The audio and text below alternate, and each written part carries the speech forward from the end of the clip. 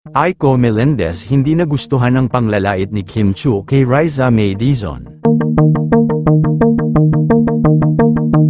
Tila nagbigay ng reaksyon ang veteranang aktres na si Aiko Melendez sa isyu patungkol sa panglalait ni Kim Chiu sa Itbulaga host na si Riza May Dizon. Sa naging panayam ni Aiko nilinaw niya na hindi dapat gawing biro ang mga panglalait sa itsura ng iba para sa pangsariling interes. Mukhang ang pinaparinggan sa post ni Aiko Melendez ang kapamilya celebrities na si Kim Chiu. Ikinumpara kasi ni Kim Chiu si Riza May Dizon sa isang horror character na hindi maganda ang itsura. Matapos ang pagbanggit ni Kim Chiu ng pangalan ni Riza ay inulan na ito ng samot-saring pangbabatikos online, na dapat raw ay hindi ikumpara ang mukha ni Riza May Dizon sa horror character dahil hindi naman siya inaano ng dalaga. Sa patuloy na pagtakbo ng isyu ni Kim Chiu at Riza May Dizon, hiling naman ng netizens na mag-sorry na lang si Kim kay Riza upang matapos na ang hidwaan ng dalawa.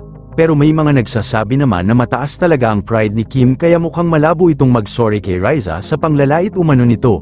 Panoorin ang video kung saan nagugat ang lahat ng ito. Ano? Walang tao. Diyos ko naman. Halika.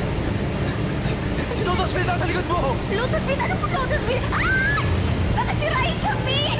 Bakit si Riza May? Ay! Yari!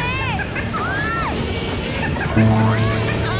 Ikaw ba, sa tingin mo ba ay may kasalanan si Kim Chiu o wala naman talaga siyang interes na saktan ang damdamin ni Riza May Dizon? Yun lamang po, comment mo sa ibaba ang iyong sagot. Huwag kakalimutan i-like ang video na ito. Maraming salamat po sa panunood.